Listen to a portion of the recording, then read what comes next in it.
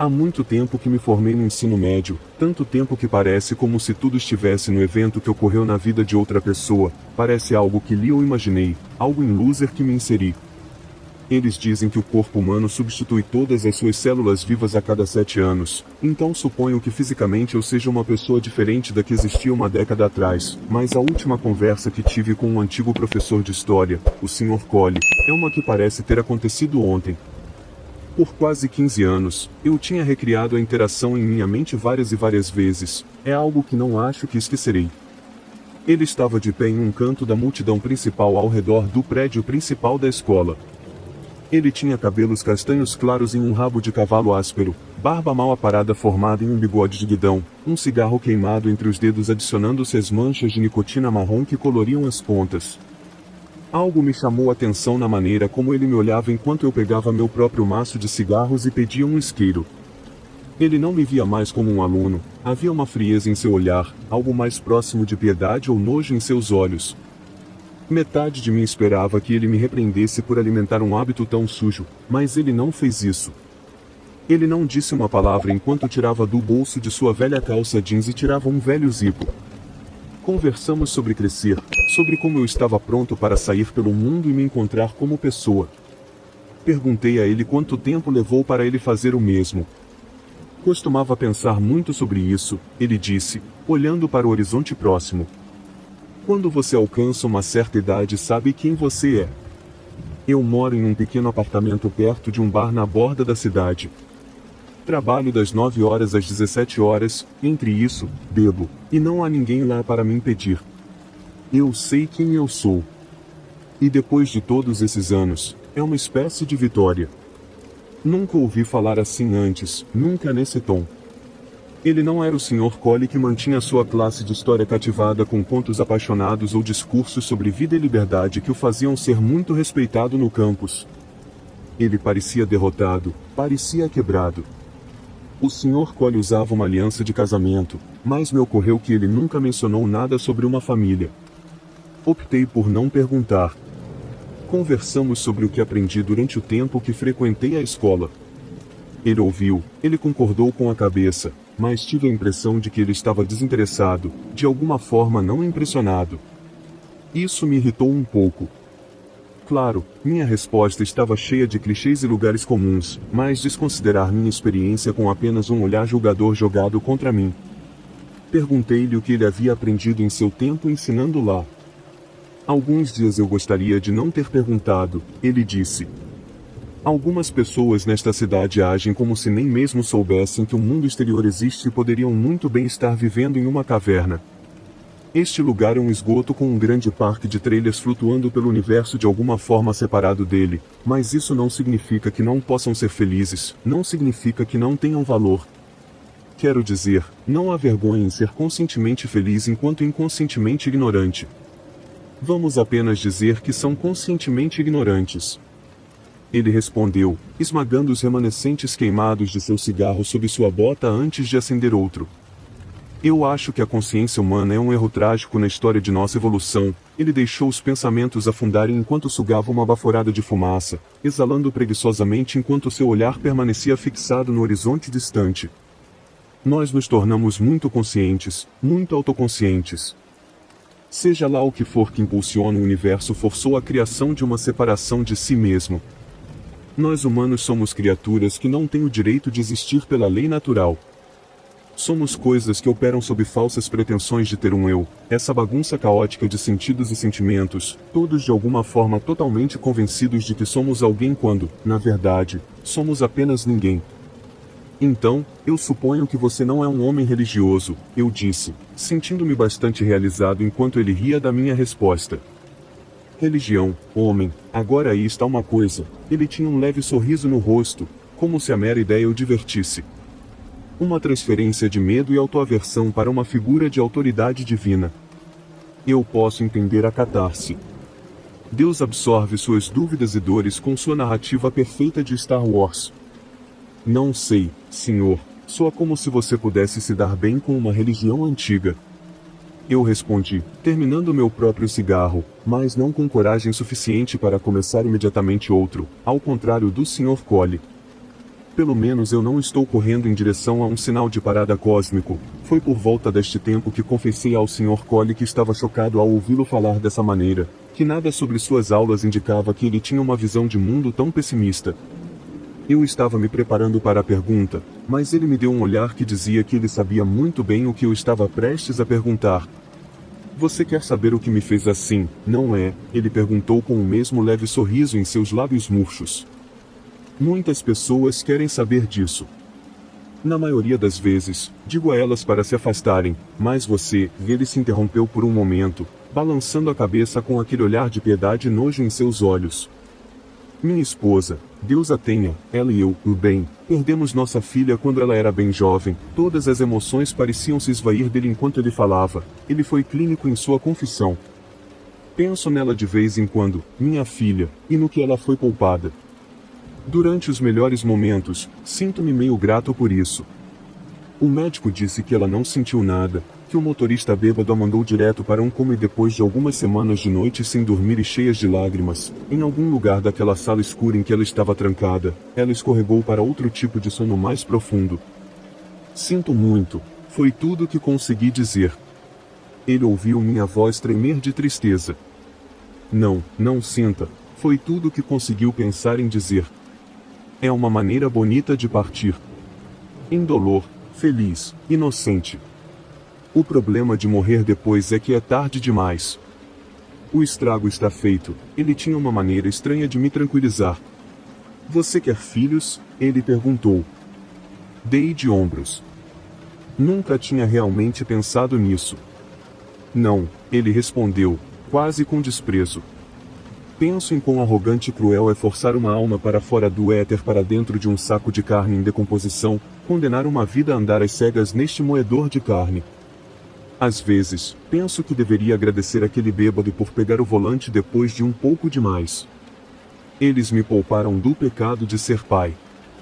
Eu confidenciei a ele que acreditava que havia mais na vida do que apenas dor esmagadora e inutilidade, que agora, mais do que nunca, as pessoas podem agir de maneiras que possam mudar o mundo para melhor. Ele discordou. Você vê, é disso que estou falando, ele disse, evidentemente ficando um pouco frustrado enquanto jogava fora o segundo cigarro e repetia a ação de apagá-lo. Claro, há ideias mais amplas em jogo, principalmente o que é compartilhado entre nós como espécie, para nossas ilusões mútuas. Já viu um cadáver? Ele me perguntou. Eu balancei a cabeça lentamente. Então você saberá, você olha nos olhos deles, mesmo na foto, você ainda pode lê-los. Você sabe o que eu vejo? Vejo que eles receberam isso quando finalmente chegou. Não de início, mas ali, no momento final, é um alívio. Eles estavam com medo e agora veem, pela primeira vez, como foi fácil simplesmente deixar tudo ir naqueles últimos segundos de vida. Eles viram o que eram, o que sempre foram. Você, eu, eles, toda essa tragédia cósmica nunca foi mais do que suposições juntas e vontade cega estúpida e o que você precisa fazer é apenas deixar ir, para finalmente saber que não precisava segurar tão forte para perceber que toda a sua vida, todo o seu amor, todo o seu ódio, todas as suas memórias, todas as suas angústias, tudo era a mesma coisa. Era tudo o mesmo sonho, um sonho que você teve dentro de um quarto trancado, um sonho sobre ser pessoa. O Sr. Cole começou a se afastar, as chaves de seu caminhão tilintando enquanto ele as tirava do bolso. Boa sorte, garoto. Você vai precisar. Eu me mudei da cidade agora para uma cidade costeira onde as pessoas não são como aquelas presas em pequenas cidades do Arizona. Às vezes, penso que o Sr. Cole estava errado, mas há um lado mais brilhante para a existência que ele deixou de mencionar.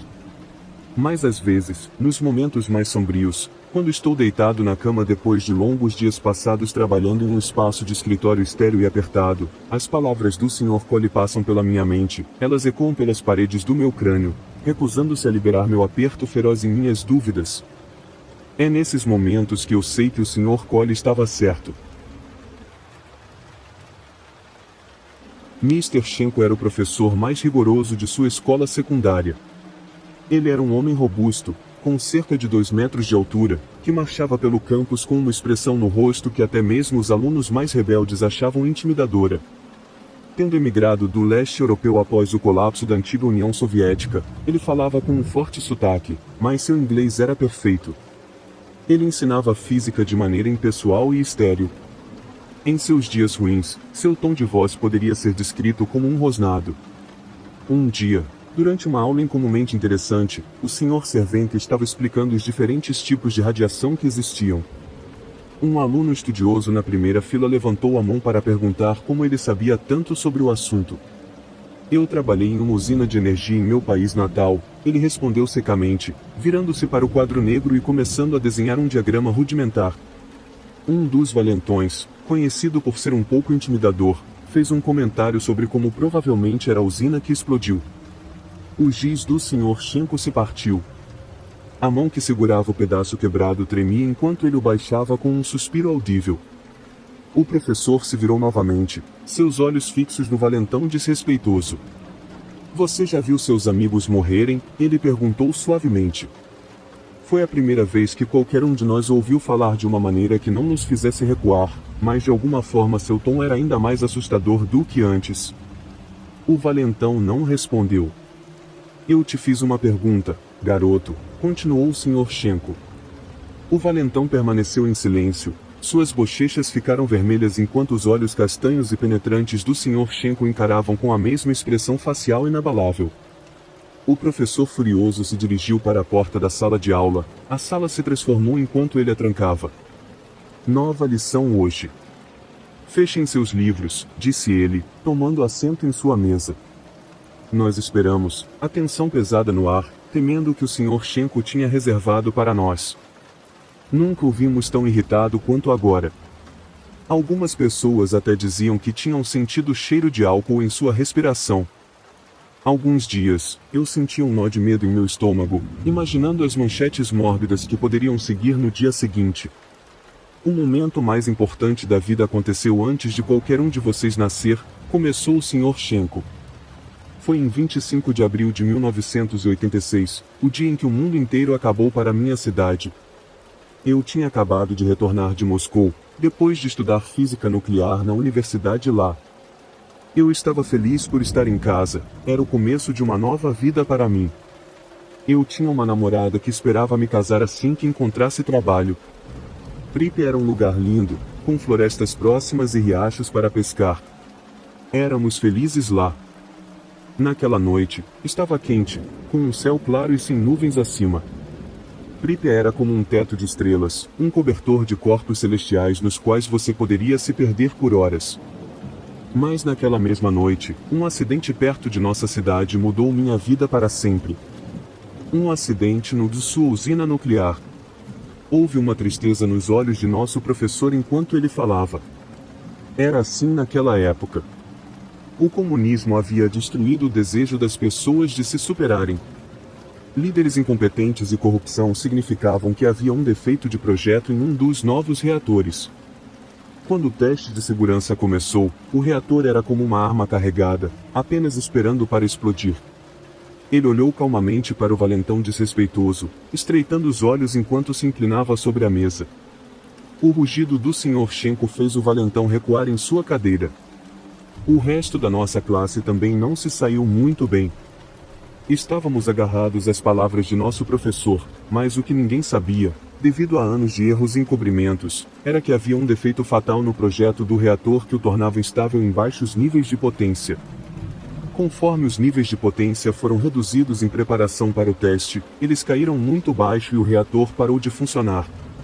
Enquanto isso, invisível, um ponto quente perigoso estava se formando profundamente no reator. Duas explosões enormes sacudiram a terra sob nossos pés. Todos em Pripyat ouviram os estrondos, mas não tínhamos ideia do que era.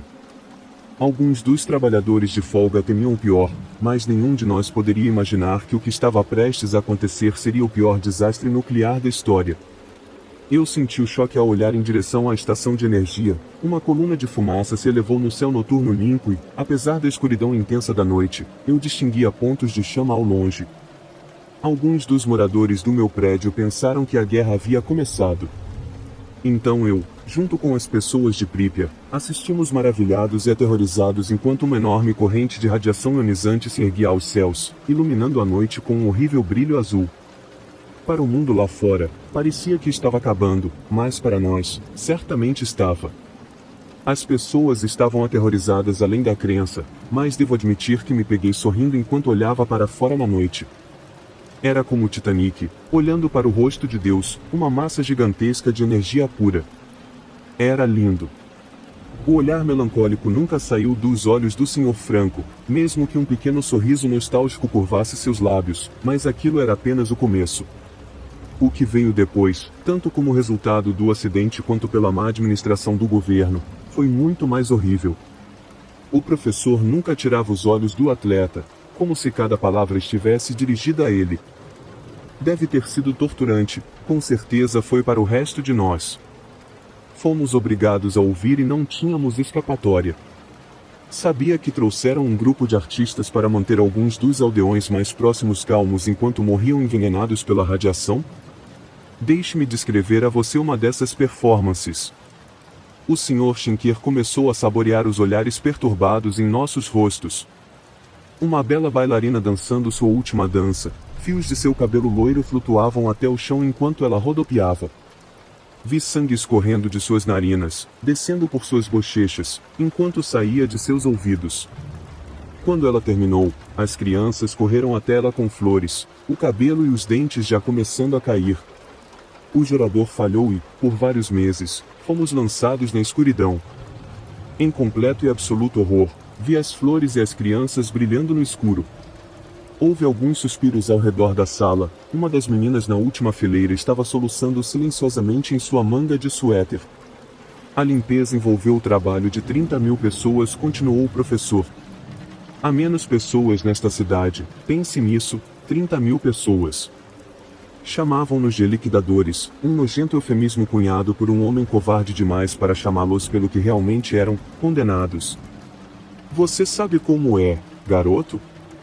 Já teve que olhar nos olhos de um amigo e dizer a ele para caminhar em direção à sua própria morte dolorosa? O banco se aproximou do atleta.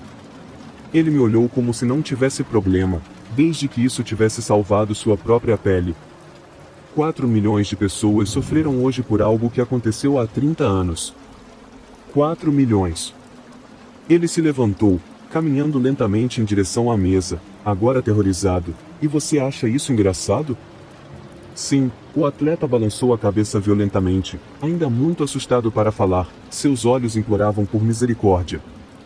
Sim, você acha isso engraçado? Acha que ver crianças sendo queimadas por dentro, morrendo da forma mais dolorosa imaginável, sem saber por que ou como estavam sendo assassinadas por algo que nem podiam ver, é uma piada, não é mesmo? Não, senhor, disse o Sr. Selon, erguendo-se sobre a mesa do garoto, olhos arregalados e cheios de fúria. Esperávamos que ele perdesse o controle, que batesse até a vida sair desse garoto, mas ele apenas virou, caminhou até a porta e a destrancou. Aula dispensada, ele murmurou, afundando de volta em sua cadeira. Nunca vi uma sala de aula de crianças se mover tão rapidamente em toda a minha vida. Nem mesmo no último dia de aula saímos do prédio assim. Mas no caminho para fora, eu diminuí a velocidade, parando perto da mesa do Sr. Franco e sentindo a ansiedade se acumular. O Sr. Selon olhou para cima para mim, a mesma tristeza enchendo seus olhos enquanto eu falava. Desculpe. Ele apenas acenou com a cabeça e, sem mais uma palavra, eu parti. Fui para uma boa escola secundária, situada em um subúrbio verdejante. Era seletivamente exclusiva e raramente tínhamos qualquer problema entre os alunos. A ideia de drama do PTA era se duas mães trouxessem o mesmo bolo para uma venda de bolos. Escândalo simplesmente não era uma palavra em nosso léxico. Mas eu me lembro de um evento que causou ondas de choque entre os pais e professores, um que deixou pais aterrorizados prontos para protestar sobre como tal ocorrência estranha e preocupante foi permitida se desdobrar. Bom dia, turma. Um estranho silêncio pairou sobre a sala de aula. O homem que acabará de entrar na sala não era nosso professor regular, na verdade, nenhum de nós jamais tinha posto os olhos nele em nossas vidas. Podem me chamar de Sr. Vitsbold e serei o professor substituto de vocês pelas próximas 2 horas, disse o Sr. Viblis, escrevendo seu nome em letras grandes no quadro negro. Ele estava bem arrumado, mas havia algo estranho nele, como se possuísse apenas uma aparência de elegância. Como se algo estivesse profundamente errado abaixo da superfície. Hoje estaremos estudando um pouco de biologia, talvez a ciência mais fascinante de todas, disse o Sr. Vitsbold. Um menino estudioso na primeira fileira levantou a mão. Esta é a aula de inglês, não é? Deveríamos, o menino se interrompeu, baixando nervosamente a mão enquanto o professor o encarava sem piscar. Ele não disse uma palavra, mas todos sentimos o peso daquele olhar esmagar o jovem tagarela. Como eu estava dizendo, continuou o professor, hoje estaremos estudando biologia e prometo que nenhum de vocês achará a lição de hoje entediante. O sistema respiratório é talvez um dos mais complexos que o corpo possui. O Sr. Vitsbold começou a desenhar um diagrama rudimentar de alguns pulmões no quadro negro. Sua função é transferir oxigênio excedente para as células do corpo via hemoglobina no sangue. Pode um novo aluno me dizer por quanto tempo o corpo pode sobreviver sem oxigênio? Virando-se para a classe, agora com um sorriso estranho, ele continuou: 3 minutos. Apenas 3 minutos para o corpo experimentar o que é conhecido como hipóxia, caso a entrega de oxigênio às células se torne insuficiente por um período prolongado. O cérebro do sujeito entra em estado de coma para preservar o oxigênio. Se um suprimento pronto não for restabelecido, ocorre o desligamento completo do corpo. No entanto, o tempo até a expiração é ainda menor no vácuo do espaço. Em 1971, os cosmonautas soviéticos morreram quando uma falha no sistema fez com que sua espaçonave despressurizasse pouco antes da reentrada na atmosfera da Terra. A tripulação morreu em 30 a 40 segundos, pois a pressão do ar é necessária para fornecer oxigênio ao cérebro. Não é fascinante? Não foram as descrições academicamente mórbidas que nos perturbaram, mas a entrega do Sr. Viblis. Ele parecia fascinado por tais informações sombrias, como se lhe desse grande alegria nos educar sobre isso. Acho o corpo humano fascinante, disse o magro professor, vagando de um lado para o outro diante da classe enquanto falava. Tão durável e, ao mesmo tempo, tão frágil. Nossos espíritos podem deixar uma marca indelével no mundo, mas nossos corpos são meras sombras e poeira. Por exemplo, a humanidade dominou todos os terrenos que o planeta Terra tem a oferecer. Pegue os resistentes beduínos dos desertos árabes ou os resilientes esquimós do Círculo Ártico. No entanto, alguém aqui pode me dizer qual é a temperatura corporal necessária para começar a sentir efeitos adversos? A classe ficou em silêncio, alguns se remexiam nervosamente em suas cadeiras, sentindo a tensão no ar enquanto o Sr. Vitsbold percorria as fileiras. Apenas 2 graus. Se a temperatura central do corpo cair apenas 2 graus, a hipotermia começa a se instalar. As baixas temperaturas alteram a velocidade de diferentes reações químicas necessárias para continuar funcionando, desequilibrando-as. A pessoa começará a perder a consciência, o coração perderá seu ritmo, cessando os sinais vitais em cerca de 24 graus, quando o coração para. A garota tímida que estava sentada na minha frente tremeu visivelmente. Um aumento minúsculo na temperatura corporal também pode ser catastrófico para a saúde de uma pessoa. A temperaturas superiores a 41,5 graus, uma pessoa pode começar a sofrer de convulsões. Danos cerebrais irreversíveis podem ocorrer a temperaturas acima de 42,5 graus, o sangue se espessa e desacelera, os rins param de funcionar, o músculo cardíaco pode ser danificado e os músculos esqueléticos começam a se decompor. Essencialmente, isso é o que chamamos e descrevemos como falência de múltiplos órgãos, mas mais especificamente, é quando o cérebro começa a cozinhar. Levante-se, Sr. Vitsbold, apontou para a tímida garota sentada à minha frente. Ela se levantou de sua cadeira, horrorizada por estar sendo selecionada para algo por um indivíduo tão arrepiante. O Sr. Vitsbold deslizou a cadeira de trás da mesa do professor e a colocou na frente da classe. Sente-se, ele ordenou, seu tom ainda caloroso e amigável, seu sorriso ainda muito largo. Lentamente, a garota tímida se levantou de sua cadeira, avançando cuidadosamente pelo corredor de carteiras, com um olhar de terror em seus olhos. Ela estava praticamente catatônica quando se sentou na cadeira do professor, além de mortificada. Apesar de ser incrivelmente frágil, o corpo humano é, de muitas maneiras, imensamente durável, disse o Sr. Vitsbold, que agora estava de pé atrás da garota tímida, talvez um pouco perto demais. Por exemplo, se eu pegasse um grande implemento afiado e removesse a cabeça dessa jovem promissora, o sistema nervoso continuaria funcionando, mesmo que por pouco tempo. A energia elétrica presa entre os neuronídeos poderia causar ao seu corpo decapitado alguns passos de pânico antes de desabar, enquanto os olhos continuariam a enviar imagens ao córtex visual. Muito provavelmente, ela seria capaz de assistir a performance inteiramente fascinante. Não é algo? A garota tímida, esperando que a demonstração mórbida do Sr. Vitsbold tivesse acabado, começou a se levantar da mesa do professor. Para sua absoluta horrorizada, ela encontrou as mãos dele em seus ombros, forçando-a a voltar para a cadeira. Onde você pensa que está indo, minha cara? Ele perguntou com um sorriso predatório. Eu ainda não terminei com você.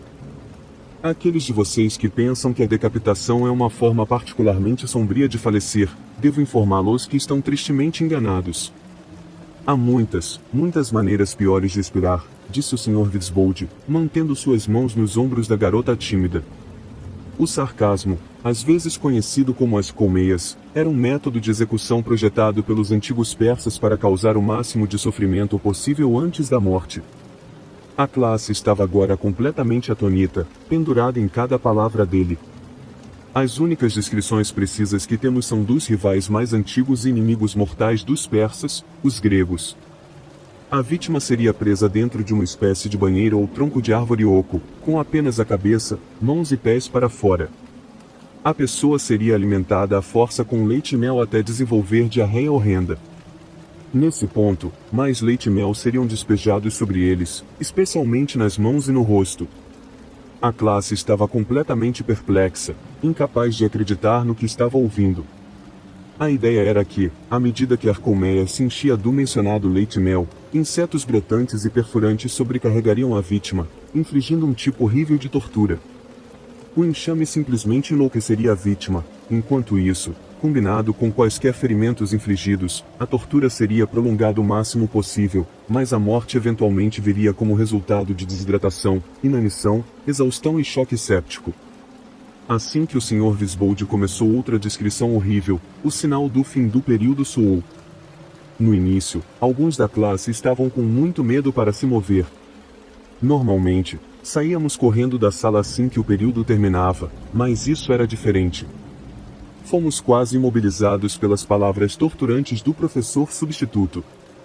Reclamações foram feitas e uma investigação foi realizada.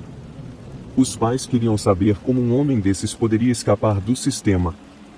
Alguns tiraram seus filhos da escola, citando traumas e distúrbios de estresse causados pela experiência. Sei que nunca mais vi a tímida garota na escola. Na verdade, nunca mais vi ou ouvi falar do Sr. Vitsbold novamente. Mas é algo pelo qual me pego agradecendo a Deus todos os dias. A Escócia é um lugar antigo e selvagem. Foi lá que a expansão imparável do poderoso Império Romano foi firmemente interrompida. Veteranos legionários endurecidos por anos de conflito armado nas fronteiras selvagens do Império foram rechaçados assim que alcançaram a terra que chamavam de Caledônia. Sempre foi um mistério para meu professor de História do Ensino Médio por que uma força tão poderosa e organizada parou de repente. Alguns estudiosos apontam a falta de recursos naturais, explicando que o Império não tinha nada a ganhar conquistando a Escócia, mas as densas e antigas florestas teriam fornecido milhões de toneladas de madeira para alimentar a máquina de guerra do Império, sem mencionar o abundante minério de ferro vermelho enterrado nas vastas colinas escocesas.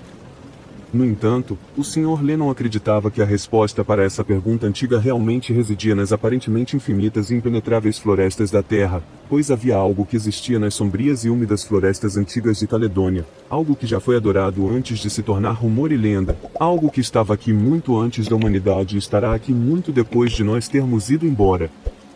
Estávamos animados quando o Sr. Lennon nos informou que nossa classe seria elegível para a viagem de campo de uma semana para Edimburgo.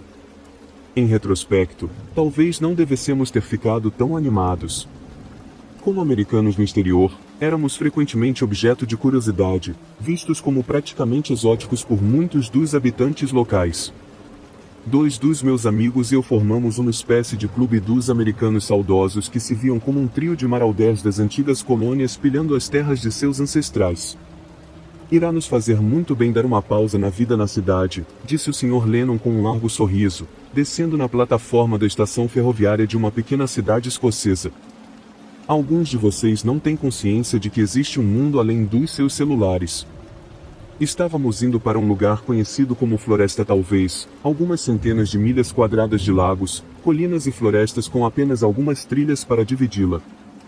Era uma manhã fria de outubro enquanto nosso grupo de 20 ou mais alunos fazia a curta caminhada para fora da cidade, sem se importar com os locais que nos olhavam com desconfiança de vidros sujos. Não havia passado nem meia hora, mas eu já estava me arrependendo de ter empacotado tanto na minha mochila. As alças cavavam em meus ombros tão forte que parecia que estavam cortando a circulação. Eu tinha que descansar meus polegares sob elas apenas para aliviar a dor. Naturalmente, foi um grande alívio quando o Sr. Lennon anunciou uma pausa de 5 minutos. Nunca estive tão aliviado por sair dos meus pés. O sol de outono estava em declínio à tarde enquanto continuávamos a caminhar ao longo das estreitas estradas rurais. O esforço de carregar minha pesada mochila fez gotas de suor se formarem em minha testa. Uma dor surda agora se fazia presente nos meus ombros e pés. Já havia horas desde que vimos carros ou pessoas, e estava começando a se refletir em nosso ambiente. A folhagem nas laterais da estrada crescia progressivamente selvagem, as paredes de pedra seca desmoronando enquanto videiras retorcidas começavam a reclamar o que antes pertencia à humanidade. Estávamos ficando bastante cansados neste ponto. Havíamos caminhado a manhã toda e parecia que não estávamos nos aproximando da floresta de verdade. As estreitas estradas rurais, flanqueadas por sebes descontroladamente crescidas de cada lado, estavam começando a parecer todas iguais. À medida que a frustração crescia, alguns dos alunos começaram a discutir sobre qual rota deveríamos ter tomado. Depois de um dia inteiro de caminhada, finalmente chegamos ao fim da estrada. O asfalto estava rachado e desgastado, a grama brotava pelos pequenos fissuras na superfície. Foi aqui que a estrada literalmente e fisicamente terminava, engolida pela natureza, enquanto a vasta e exuberante floresta se abria à nossa frente. Fiquei profundamente perturbado ao ver a estrada tão inexplicavelmente abandonada. Era primordial, com milhões de pinheiros densos que se espalhavam pela floresta como um oceano de verde escuro. Nunca tinha visto nada parecido em toda a minha vida. Neste ponto, o sol começava a se pôr no horizonte, transformando o céu azul profundo em magníficas tonalidades de rosa e laranja. Apesar de estar com fome, sede e nojentamente encharcado de suor por causa de nossos esforços, decidimos continuar. Tínhamos que fazer isso, afinal, a escuridão estava se aproximando. Mover-se pela própria floresta era um trabalho árduo. As agulhas de pinheiro penetravam na pele exposta, enquanto pequenos insetos mordedores se deliciavam conosco, causando grandes vergões coçantes. Andar atrás de alguém significava que galhos finos e espinhosos chicoteavam seu rosto. Às vezes, encontrávamos uma clareira em algum lugar, onde as árvores se abriam um pouco, e conseguíamos ter uma boa visão de onde estávamos. Era uma floresta antiga e etérea, com leitos de musgo se espalhando diante de nós. O Sr. Lennon observou que devíamos estar a 15 ou 20 milhas de distância da fazenda mais próxima, ainda mais longe da vila mais próxima. E era angustiante. Até os garotos do campo estavam começando a reclamar. Então, ao alcançarmos a primeira clareira real nos densos pinheiros, começamos a montar acampamento. O magnífico pôr do sol dourado havia se transformado em um teto de estrelas cintilantes.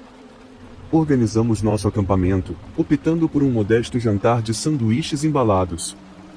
Estávamos exaustos, cortar nosso caminho pelos pinheiros nos deixará verdadeiramente fatigados, mas aquele lugar era lindo. Estava intocado. Ou pelo menos pensávamos que estava. Começou naquela noite. Um ruído estrondoso ecoou pelas árvores ao nosso redor, algo que quebrou a sinistra quietude da clareira saturada de morte. Um uivo profundo de outro mundo, diferente de qualquer coisa que já ouvi antes ou desde então, assaltou meus ouvidos. Senti náuseas de medo, como se pudesse regurgitar meu desjejum miserável no chão da floresta. Quando o rugido se acalmou e aquele silêncio horrível retornou mais uma vez, pudemos ouvir o sussurro dos pinheiros, o estalar de gravetos secos e agulhas de pinheiro a serem pisadas na distância próxima. Algo estava vindo para nós. Alunos gritaram e choraram, se escondendo em seus sacos de dormir ou entrando em pânico puro. Um amigo meu veio correndo até mim, um olhar de puro terror em seus olhos. O Sr. Lennon sumiu, ele disse. Tentei procurá-lo, mas não consigo encontrá-lo em lugar nenhum. Precisamos encontrar o Sr. Lennon. Corremos cegamente através dos pinheiros, enquanto galhos retos e espinhos de sarça cortavam e rasgavam qualquer carne exposta. O cansaço não parecia ser um fator mais importante, nem o peso de nossas mochilas. Rasgamos pela floresta a uma velocidade vertiginosa, medo e adrenalina fornecendo força e resistência que pareciam quase impossíveis. Eventualmente, vi algo através da escuridão da noite, algo iluminado por um feixe de luz lunar pálida. Havia enormes pinheiros, torcidos e deformados, com raízes e galhos se entrelaçando em um tipo de berço arqueado. Debaixo deles, uma grande fossa rasa havia sido escavada da terra. Cada centímetro estava cheio de ossos. Inteiras gaiolas torácicas saltavam da terra como armadilhas de animais. Fêmures longos amarelados e quebrados com a idade estavam dispostos em padrões intrincados na terra. Sob nós, centopeias e piolhos saíam das órbitas oculares abertas de crânios rachados, com as mandíbulas penduradas em um grito silencioso de morte. Deve ter havido centenas, se não milhares, de restos humanos meio enterrados na terra diante de nós. Quando meus olhos voltaram para a massa retorcida de galhos e raízes acima de nós, notei uma boneca reluzindo entre a rede de membros de árvore e tecidos. Capacetes de aço murchos ainda com algumas penas vermelhas, joias de latão que haviam sido costuradas intricadamente na trama de ossos secos, moedas romanas com mais de 1000 anos estavam pressionadas tão firmemente na madeira moribunda que as árvores cresciam ao redor delas, consumindo metade das pequenas peças de bronze. Ajoelhado diante de tudo isso, havia uma figura curvada sem camisa, o torso tatuado com estranhos desenhos etéreos. Eles eram rudes, não eram obra de um artista profissional, não, eram imagens ritualísticas e cruas. A figura sussurrava algo suave, mais raivoso, repetindo as mesmas poucas frases várias vezes em uma língua gutural e antiga. Os uivos estavam mais altos agora, mais próximos ao acampamento. A coisa estava cercando os alunos como caçadores cercando sua presa. Uma paciência de ferro era a única coisa que os impedia de iniciar o massacre, um terror absoluto. Me aproximei sorrateiramente da figura prostrada, reconhecendo instantaneamente quem era quando vi seu rosto. Era o Sr. Lennon. Ele estava rezando. Sr. Lennon, eu gritei, segurando seu ombro nu e tentando sacudi-lo de seu transe. Sr. Lennon, precisamos da sua ajuda, por favor, estou implorando, por favor, apenas nos ajude. Eu estava tão assustado que podia sentir lágrimas se formando em meus olhos, minha voz tremia com a insanidade da situação que se desenrolava ao nosso redor. Sr. Lennon, acorde, eu gritei, batendo na lateral de sua cabeça. Finalmente, consegui libertá-lo de seu torpor. Ele estremeceu violentamente, acordando e olhando ao redor como se tivesse esquecido onde estava. À medida que ele fazia isso, o uivo cessou. Ele ficou ali, o silêncio descendo ao nosso redor, ainda ofegante por nossos esforços aterrorizados. Ninguém nunca falou sobre o incidente na floresta, ou como foi que uma experiência tão aterrorizante terminou tão rapidamente quanto começou. Alguns dos alunos que retornaram da viagem à Escócia foram tratados por sintomas de estresse pós-traumático, mas nunca conseguiram falar sobre o terror que os havia deixado tão terrivelmente angustiados. Nem ninguém discutiu como as ações misteriosas do Sr. Lennon naquela noite nos salvaram, sem dúvida, de um destino pior que a morte. Eu não esqueci, e nunca esquecerei. O Sr. Lennon salvou nossas almas naquela noite, e nunca poderemos, nunca, retribuir-lhe por isso. Minha escola secundária era antiga. Quando você é criança, tudo que estava ao redor antes de você nascer é antigo, mas a escola Blue Coat para meninos era praticamente antiga, fundada em 1708 pelo reverendo Robert Safe. Ele imaginou a escola como uma instituição para ensinar crianças pobres a ler, escrever e fazer contas.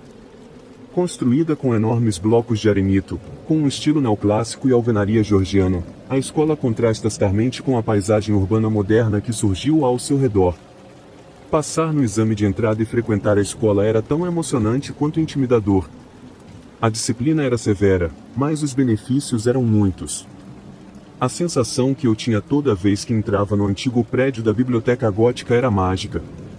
Era um lugar e um momento. O cheiro de livros antigos e verniz de madeira me fazia sentir como se eu tivesse acesso a todos os tipos de segredos antigos, conhecimento proibido destinado apenas aos olhos da elite intelectual. Foi folheando as prateleiras desgastadas pelo tempo que encontrei o livro conhecido como O Rei de Amarelo. Ele se destacava entre as capas empoeiradas de couro, graças à sua capa amarelo mostarda. Ao deslizar o velho volume de seu lugar aconchegante na prateleira, abri para ser saudado por um estranho símbolo amarelo pálido no interior. Tive que piscar os olhos no início, esforçando-me para entender o que exatamente era o estranho sinal. Virando a página, à medida que minha cabeça começava a doer, o texto impresso no verso era minúsculo, tão pequeno que eu mal conseguia ler. Isso só piorava a minha dor de cabeça. Fechei o livro, esfreguei os olhos e o coloquei dentro da minha bolsa para ler mais tarde. No dia seguinte, quando minha aula de literatura inglesa estava chegando ao fim e os alunos estavam saindo da sala, aproximei-me da mesa do professor. O Sr. Brad era mais jovem do que a maioria dos professores e sempre parecia ser uma figura acessível. Senhor, você já ouviu falar de um livro chamado O Rei de Amarelo? Perguntei, cutucando nervosamente minhas unhas. Sua atitude mudou dramaticamente. O Sr. Brad congelou, olhando lentamente para cima do papel que estava corrigindo. Por que você pergunta, Martin? Ele tentou soar calmo e controlado, mas eu senti que ele estava tudo menos. Bem, eu estava olhando online. Martin, ele interrompeu, com firmeza. Você encontrou uma cópia deste livro? Não, senhor, menti, sentindo que havia algum tipo de problema em curso. Afinal, eu havia pegado o livro na biblioteca sem permissão. Martin, ouça-me atentamente. Se você encontrar uma cópia deste livro, você deve me informar imediatamente. Está claro, senhor? Eu estava apenas. Imediatamente ele respondeu, me dando um olhar que gelou minha espinha até hoje. Mantive o livro em segredo pela próxima semana, ocasionalmente o abrindo e tentando ler o texto minúsculo e críptico. A cada vez, a mesma dor de cabeça amassante retornava, me forçando a parar de ler. Decidi ficar até tarde na escola uma noite, dedicando tempo para tentar decifrar adequadamente o conteúdo do livro. Em uma biblioteca quase vazia, encontrei um canto tranquilo fechado por enormes estantes de carvalho. Com apreensão, tirei o livro amarelo mostarda, abrindo em uma página aleatória antes de forçar os olhos para ler o texto. Estava disposto como poesia, estrofes estranhas que faziam minha cabeça sentir como se fosse explodir a qualquer momento. Estranha é a noite onde estrelas negras surgem e luas estranhas circulam pelos céus, mas ainda mais estranho é o perdido Carcosa. Eu estava tremendo, meus olhos sentiam-se inchados em suas órbitas. Eu não estava apenas lendo o livro parecia estar me lendo. Levantei-me, deixando o livro sobre a mesa e tropeçando para fora da biblioteca tão desajeitadamente que a bibliotecária de óculos me repreendeu. Corri para um banheiro próximo, trancando-me em uma cabine com as mãos agarradas na bacia de porcelana suja, vomitei tão forte que meu nariz começou a sangrar. Tremendo e cuspindo o gosto ruim da minha boca, finalmente consegui me levantar, me limpar e voltar para a biblioteca. No entanto, ao virar a esquina para o pequeno recanto que ocupará anteriormente, meu sangue gelou. O livro havia desaparecido. Isso foi em julho de 2004. Apenas algumas semanas depois, em 25 de julho, um aluno do Blackwell chamado Mark Blackwell chegou em casa depois de passar um tempo sozinho em um parque próximo. Seu pai estava na sala de TV da família, relaxando após o jantar. Mark foi até a garagem da família, pegou um martelo de garra de um kit de ferramentas que seu pai possuía e então entrou na sala de TV. O pai de Mark nem sequer olhou antes de ser atingido na parte de trás da cabeça com a parte cega do martelo. O filho que ele criará por 18 anos procedeu a espancar e esfaquear seu próprio pai tão violentamente que a polícia originalmente pensou que os ferimentos foram causados por tiros. Enquanto Mark terminava de mutilar seu pai, sua mãe retornou para casa e entrou na cena macabra. Mark estava esperando por ela. Ela precisaria ser identificada por seus registros dentários. Havia apenas uma outra pessoa na biblioteca na noite em que perdi o Rei de Amarelo, e esse aluno era Mark Blackwell. No ano seguinte, concluí meus exames finais da escola, participando de um evento comemorativo que sinalizava o fim de nossa educação formal. Foi um momento feliz. O incidente trágico envolvendo Mark Blackwell havia sido esquecido por todos enquanto as celebrações diminuíam. Pais e alunos começaram a deixar o terreno da escola. Eu também me aproximei dos portões da escola apenas para ser recebido pela figura do Sr. Brad, fumando um cigarro e olhando para o espaço. Sr. Brad, senhor, eu me aproximei dele, pronto para me livrar da verdade. Eu queria falar com você sobre o livro. Você o encontrou, eu sei, ele respondeu solenemente. Eu não tinha ideia. Que eu sei, ninguém sabia, ele deu uma tragada profunda no cigarro, sem nunca fazer contato visual comigo. Fiquei em silêncio por um momento, perdido por palavras no sombrio silêncio que nos cercava. O que você vai fazer agora? Perguntei. Continuar fazendo o que passei a vida fazendo, procurar por esse livro. E quando você o encontrar e ele não respondeu, apenas apagou o cigarro ainda fumegante, jogou a ponta no chão e saiu da escola Blue Coat para meninos para sempre. Nunca contei essa história a ninguém. Nunca senti a necessidade. Mas no início deste mês, recebi algumas notícias que trouxeram de volta as memórias desses terríveis eventos. Meu antigo professor de inglês, Sr. Brad, havia falecido. Ao saber que ele tinha tirado a própria vida, entrei em contato com os investigadores da polícia encarregados de investigar as circunstâncias de sua partida. Embora não estivessem inteiramente autorizados a divulgar informações sobre a investigação, uma gentil detetive feminina foi generosa com o que havia aprendido. Quando informei que era um ex-aluno do Sr. Brad, sua voz ficou tensa quando perguntei se o Sr. Brad havia feito um índice dos livros em sua posse no momento de sua morte. Com voz nervosa, ela respondeu afirmativamente. Perguntei se algum dos livros deste índice estava faltando quando o corpo do Sr. Brad foi encontrado. Novamente, ela respondeu afirmativamente. Qual era o nome do livro desaparecido? E houve uma pausa enquanto a detetive consultava suas anotações de caso. Parecia durar uma eternidade enquanto eu esperava com expectativa sombria pelas palavras que eu sabia que seriam pronunciadas. O Rei de Amarelo, ela disse com mãos trêmulas. Desliguei o telefone.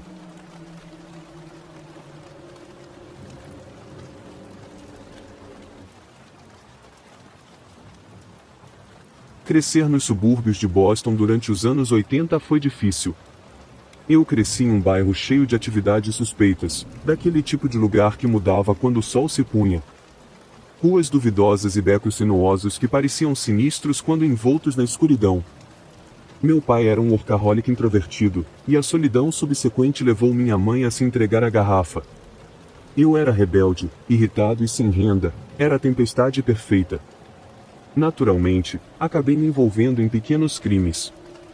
A escola era uma piada, uma creche glorificada para jovens sem esperança de futuro, que não tinham outra perspectiva além da prisão ou da morgue. Éramos extremamente desrespeitosos com o corpo docente, e em mais de uma ocasião um membro do corpo docente foi agredido por um aluno.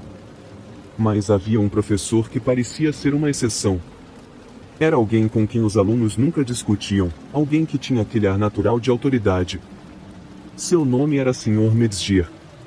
Alguns professores na nossa escola eram uma bagunça, recém-formados na faculdade que tinham talvez apenas um ano a mais do que os alunos da nossa turma. Um par de alcoólatras funcionais que cheiravam a vodka às 8h30 todas as manhãs, com os botões da camisa desabotoados e gravatas baratas da Walmart, completas com 5 dias de barba por fazer.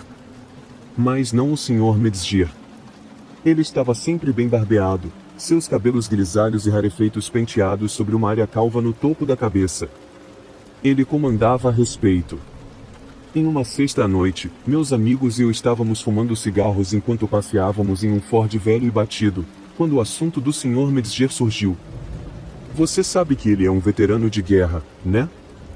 Cara era fuzileiro ou algo assim, ganhou uma estrela de prata por matar tipo uns 10 soldados inimigos em uma emboscada ou algo assim, disse um. Isso é besteira, retrucou o outro. Nem todo mundo que serviu foi um assassino impiedoso. Meu tio estava no exército, disse que nunca disparou um tiro. Não, mano, ele massacrou de verdade. Ouvi dizer que ele quebrou a mandíbula de um garoto apartando uma briga alguns anos atrás, e a mandíbula do garoto já estava quebrada. E se o Sr. Mesger estava nos fuzileiros navais, ele certamente nunca falou sobre isso. Mais tarde naquela noite, paramos em frente a uma pequena casa de estuque nos arredores de Jamaica Plain. Era bastante discreta, não era o típico tipo de habitação de classe média que costumávamos visar em nossos roubos, mas meu amigo no banco de trás insistiu. Tem certeza de que este é o lugar certo, cara? Pela última vez, sim. O cara compra e vende peças de automóveis, sempre tem um monte de dinheiro escondido lá dentro. Estou te dizendo, isso vai ser um grande golpe para nós. Estacionamos ao redor do quarteirão, observando a área antes de nos aproximarmos da casa. Tiramos bandanas e balaclavas e as usamos para esconder nossos rostos de qualquer testemunha em potencial. Estava tudo calmo, quase completamente escuro, se não fosse pelo brilho fluorescente fraco das lâmpadas de rua laranja.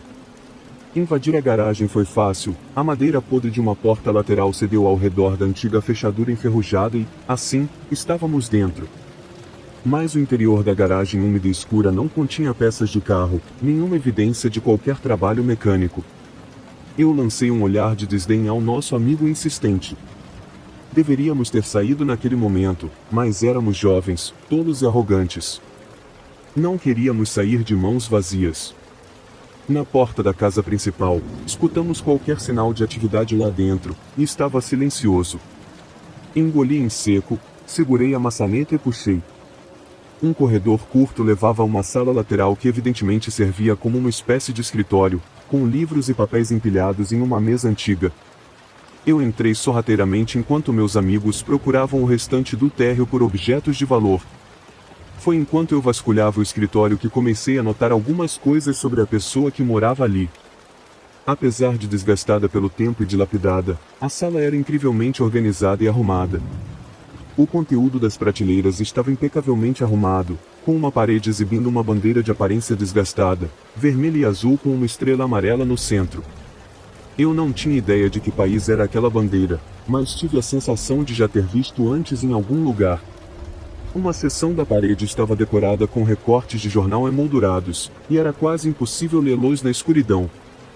Mas um raio de lua pálida que entrava por uma janela suja atraiu meu olhar para uma palavra em particular, Vietnã. Nossos roubos noturnos sempre eram eventos acelerados, mas um terror desconhecido começou a me assolar enquanto eu abria silenciosamente uma das gavetas da escrivaninha. Ali, ao lado do metal frio de uma Colt 45, havia uma espécie de colar, formas esburacadas e enrugadas amarradas de forma desajeitada com um pedaço de corda. Eu semicerrava os olhos na escuridão, estendendo a mão para tocar uma das protuberâncias enrugadas. Elas pareciam texturizadas, desidratadas. Um nó sólido de medo se formou em minha garganta, os cabelos do meu pescoço se arrepiaram quando finalmente percebi o que eram orelhas humanas. Comecei a recuar da sala, sentindo as palmas das mãos suarem, o terror correndo por mim enquanto minha mente começava a acelerar. Precisamos sair daqui. Precisamos sair daqui agora, eu pensava. Eu podia ouvir o rangido de tábuas velhas se aproximando de mim quando vi algo passar correndo pela janela. Parei de olhar para as ruas lá fora a tempo de ver outra forma passar correndo pelo vidro sujo a toda velocidade. Eram meus amigos. Eu estava sozinho com quem quer que estivesse se aproximando de mim no corredor atrás de mim. Me virei a tempo de vê-lo parado na entrada, bloqueando minha fuga. Nunca esquecerei o som do ritmo de inspiração e expiração do ar por suas narinas, o som do fôlego, áspero e quase trêmulo, refletindo a fúria absoluta e o desprezo que a figura sentia por mim. Ele deu um passo à frente, seu rosto momentaneamente banhado pela luz fraca da lua, características distorcidas pela ira, olhos azuis pálidos que faiscavam com um olhar predatório. Era o Sr. Metzger. Eu me movi rápido, mas ele era mais rápido, mais forte e possivelmente mais experiente. Lutamos, grunhindo e rosnando enquanto suas mãos ásperas e calosas tentavam se envolver em volta do meu pescoço. Era um movimento praticado, parecia instintivo para ele. Para meu absoluto horror, a bandana preta que me disfarçava começou a se soltar, escorregando um pouco enquanto lutávamos. Se ele visse meu rosto, eu estaria morto. O pânico cego se instalou. Me joguei para frente, minha testa atingindo um dos olhos dele. Sua pegada afrouxou e eu me debati e chutei enquanto ele gritava de dor, me libertando o suficiente para conseguir me afastar e correr em direção à garagem. Saí da casa aos tropeços, rasgando pelas ruas tão rápido quanto minhas pernas podiam me levar. A qualquer momento, ele vai apontar aquela Colt 45 e me explodir a cabeça. Não conseguia me obrigar a olhar para trás. Não queria ver ele disparar o tiro que me mataria. O cara era um fuzileiro, matou 10 pessoas. Vou ser a 11ª. Meu Deus, me ajude. Vou ser o 11º, eu pensava. O tiro nunca veio. De alguma forma, consegui alcançar o final da rua, mergulhando em um dos becos cheios de lixo que serpenteavam pelo bairro como corredores de rato. Quase só com meus amigos covardes quando finalmente os alcancei. Eles me deixaram sozinho com aquele maníaco. Me deixaram sozinho para morrer. Você está brincando comigo? Você viu o que estava dentro da casa, disse um, tentando se defender. Ele poderia ter me avisado, cara. Vocês simplesmente me deixaram lá sozinho, gritei, minha raiva crescendo. Era feito de cabelo humano, finalmente falou meu outro amigo. Cala a boca. Aquilo não era cabelo humano. Não sabemos o que era, interveio o primeiro. Então conte a ele sobre a outra coisa, cara. Vá em frente, conte a ele, meu outro amigo parecia quase angustiado nesse ponto. Eu não quero falar sobre isso, quase soava infantil, com seu cinismo e bravata arrancados. Eles nunca falaram sobre o que viram. O roubo fracassado nunca foi mencionado novamente. Abandonei o ensino médio pouco depois, seguindo meus amigos mais fundo em uma vida de criminalidade, até que uma prisão por roubo me rendeu 6 meses de prisão. Depois da minha liberação, virei minha vida de cabeça para baixo. Arrumei um emprego, consegui meu GED e frequentei uma faculdade comunitária local para estudar melhoria residencial. Levo uma vida tranquila agora. Sou pai e marido. Como a comida da minha esposa, assisto aos jogos dos Red Sox e vou para a cama às 23 horas. Sou uma pessoa diferente agora, mas no último final de semana, na Home Depot perto de Saltillo, pensei ter reconhecido um homem idoso vagando pelos corredores. Segui curioso por 1 minuto ou 2, mantendo minha distância, até que o homem virou e travou os olhos comigo. Ah, eu te conheço, disse ele, sem sorrir. Você foi um dos meus antigos alunos do ensino médio, não foi? J.B. High, turma de 86. Ele dava aula de história, certo? Senti aquele antigo pavor permeando minhas entranhas. Isso mesmo, respondi, forçando um sorriso fraco, uma expressão solene em seu rosto enquanto sua voz baixava um pouco. Todo mundo merece uma segunda chance, mesmo que tenham feito coisas ruins na juventude, havia um peso por trás de suas palavras. Minhas palmas suavam contra a barra plástica do carrinho. Bem, se eu te ver de novo, Sr. Metzger, eu fico meio impressionado que até me reconheceu, eu disse, começando a afastar meu carrinho, tentando esconder minha ansiedade. Ah, ele respondeu, com quase um sorriso lupino em seu rosto enrugado, enquanto eu vi o mesmo olhar predatório em seus olhos que vi há 30 anos atrás. Nunca esqueço um rosto. O sistema educacional aqui no Reino Unido é um pouco diferente do dos Estados Unidos. Você vê, nós não temos um ensino fundamental segundo e não temos esse tipo de transição social que separa crianças de jovens adultos. Então quando você tem 11 anos, você é subitamente largado em um campus que inclui adolescentes maiores e intimidadores, tão ruins quanto soa, deixando o ambiente acolhedor da escola primária e entrando no mundo impiedoso e saturado de hormônios da escola secundária é assustador, para dizer o mínimo. Concedido, eu era bastante tímido, mas ver todos esses adolescentes com espinhas, vozes graves e cabeludos arrastando os nós dos dedos pelos corredores era aterrorizante. Eles eram como monstros, eu não entendia as coisas que faziam nem as coisas que diziam. Lembro-me apenas de tentar manter a cabeça baixa, tentar não chamar a atenção de possíveis valentões e é assim que esta história começa, comigo sendo um garoto assustado e quieto em um lugar que me fazia temer ter que acordar de manhã. Tarefas, popularidade, evitar problemas, eu pensei que isso era o pior que poderia acontecer comigo. Eu estava errado. O diretor da escola se chamava Dr. Sylvester, ele não era médico, ele tinha conquistado o título em algum campo inferior, mas ainda assim era chamado de doutor. Ele me pareceu um homem frio, seu discurso de boas-vindas para os alunos do ano 7 fazia a escola secundária parecer mais um sofrimento a ser suportado do que uma experiência que nos enriqueceria. O discurso foi sem emoção, com professores subordinados alinhados no antigo salão da escola como guardas de campo de prisioneiros. O homem era um tanto misterioso para mim, mas então tudo aos 11 anos é mistério, cada pequeno aspecto da vida ameaça e assusta. Lembro-me de sentir uma pressão imensa na época, pressão para ter sucesso, pressão para me conformar. Me disseram para não questionar as coisas, que os adultos sempre tinham nossos melhores interesses em mente, se ao menos isso fosse verdade. Recordo-me de uma manhã de outono fria, árvores esqueléticas e montes de folhas em decomposição alinhavam as calçadas. Tínhamos aula de francês no primeiro período, de longe a matéria que eu menos gostava, não porque eu não gostasse da língua, na verdade, eu era muito bom nisso, o problema era a mulher que ensinava a aula. Na época, eu tinha a ideia de que ela simplesmente não gostava de mim, que eu a havia ofendido de alguma forma, que era do meu interesse corrigir, mas em retrospecto, ficou claro que ela odiava o seu trabalho, a terrível situação de ter se libertado de uma instituição como a escola apenas para se encontrar de volta em uma presa. Entendo por que ela estava tão desdenhosa, talvez ela tivesse um sonho uma vez, algo que ela ansiava, apenas para descobrir que era tarde demais, que ela estava ocupada demais, apenas mais uma das pequenas tragédias da vida. No meio da aula, enquanto eu observava as mãos do relógio da sala se movendo dolorosamente devagar, o silêncio monótono da sala foi interrompido por um som agudo e penetrante, era o alarme de incêndio.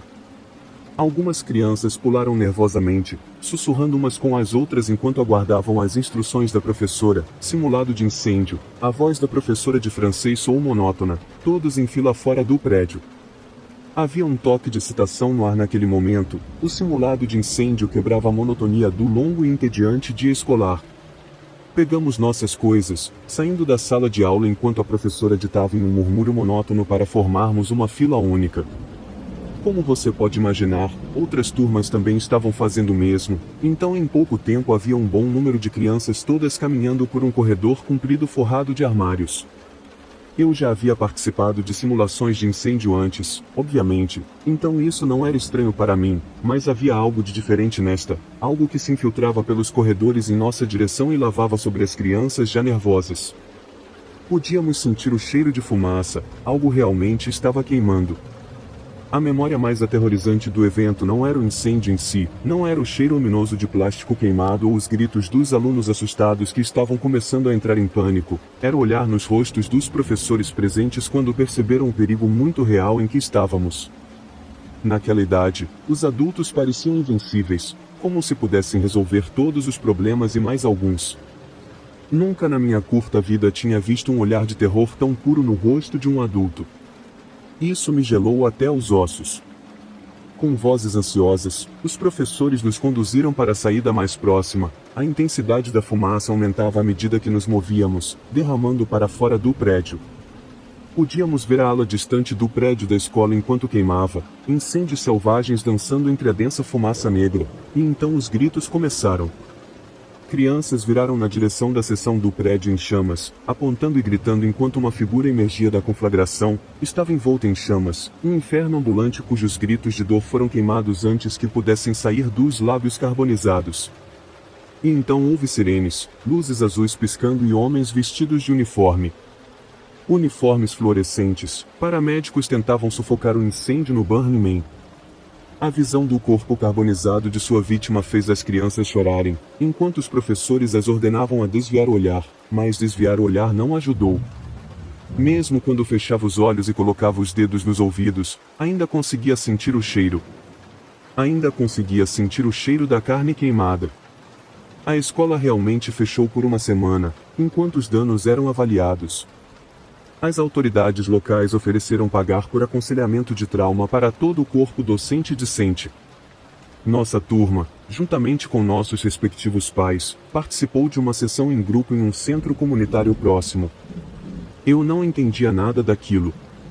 Não entendia porque todos nós queríamos sentar e falar sobre algo tão terrível. Por que não estávamos todos em casa tentando ser felizes, tentando esquecer? É terrível dizer isso, mas eu considerava o tempo livre como um dia especial. Eu podia jogar videogame o quanto quisesse. Meus pais até compraram um jogo novo para mim. Eu podia dizer que eles achavam que eu estava chateado e que estavam tentando ser bons pais. Eu simplesmente não questionava nada disso. Como eu disse, eu só achava que era melhor tentar esquecer. Por que eu iria querer lembrar da visão daquele homem queimando-se nos destroços? Por que alguém iria querer lembrar disso? Depois de alguns dias, a escola enviou uma carta para todas as famílias envolvidas. A causa do incêndio foi dita ser uma falha elétrica, uma sobrecarga que causou um curto-circuito em uma tomada da cozinha e incendiou uma geladeira quebrada. No entanto, eu percebi algo sobre meus pais naquela época. Quando eu saía do quarto, ouvia-os conversando em tom baixo. Estavam discutindo algo que não queriam que eu ouvisse, algo secreto. Eu era uma criança curiosa, é verdade, mas não tinha desejo de bisbilhotar. Eu estava muito consciente de que havia coisas no mundo que eu realmente não queria saber. Algumas coisas são melhor deixadas como segredo. Levou 10 anos para a verdade vir à tona. Uma noite, enquanto estávamos sentados para uma refeição caseira em família, começamos a discutir meus dias de escola. Não era nada em particular no começo, mas de alguma forma o assunto do incêndio surgiu. Apenas um comentário passageiro, nada chocante ou abrasivo, mas meus pais reagiram de forma estranha. Meu pai pousou os talheres e limpou a garganta, olhando minha mãe seriamente. Ela fez o mesmo, suspirando antes de se virar para mim e falar: Alex, você se lembra daquele incêndio na sua escola, certo?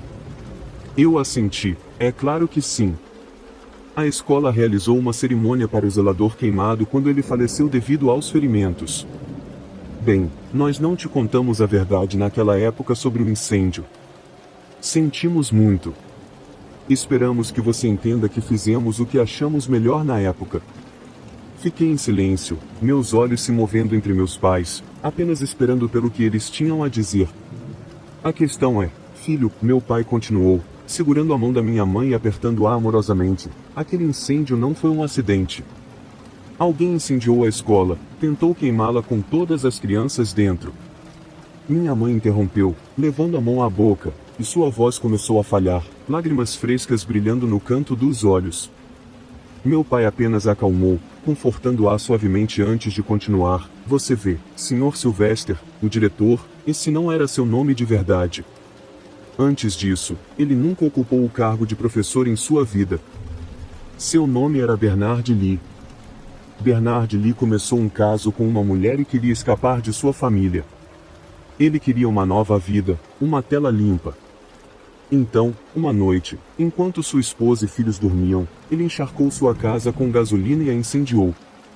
Minha mãe soluçava nesse ponto, lágrimas rolando por suas bochechas, enquanto meu pai ainda conseguiu dizer algumas palavras finais, mas, ao contrário de você, filho, que teve sorte de ter escapado, aquelas crianças nunca escaparam. Nunca escaparam. Todos nós desabamos nesse ponto, nos abraçando como família, contando nossas bênçãos por minha turma ter escapado de um destino semelhante ao daquelas pobres crianças indesejadas de Bernard Lee. Mais tarde na vida, pouco antes de eu decidir realmente colocar essa memória no papel, pensei naquele tempo da minha vida quando era jovem e assustado, quando tudo era tão grande e assustador, quando a vasta possibilidade da vida aterrorizava em vez de inspirar, quando eu pensava que estava caminhando entre monstros. Como eu poderia ter sabido naquela época que estava certo?